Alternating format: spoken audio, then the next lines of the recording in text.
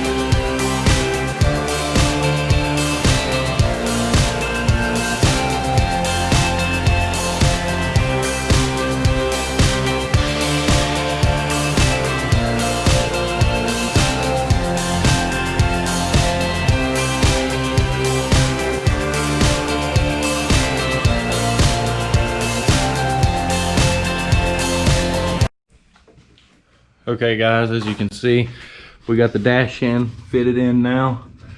So now we can actually pull it out because our actual bar that we got to weld in here is going to rest on top of this cradle through here. And it's actually going to connect from that roll cage bar to the other bar there. So it should be able to fit right on top of that cradle, we're hoping. And like I said, we'll take this out. Get that welded in. We'll paint everything, put the dash back in, well, wire everything, then put the dash back in. So the project, it's off to a good start right now. So all we do is got to get the welder over here and get the bar put in, and I think we'll be ready to go for painting. So if you guys like what's going on here, please like and subscribe. It helps the channel out. Only helps me grow and go farther, and I can bring you guys more content on this car. which it won't be long. Like I said, we get the bar welded in. We're gonna weld some brackets in for the fuel cell in the back, and after that we're off to sanding and getting this thing painted and seeing what it's gonna look like. So stay tuned, and please like and subscribe. Thanks, guys.